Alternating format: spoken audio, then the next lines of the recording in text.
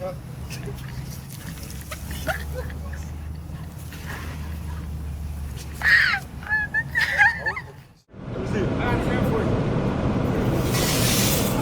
group of friends in Virginia tried filming a challenge in an underground parking garage, but ended up on the news. Turns out a water pipe isn't the best alternative to gym equipment.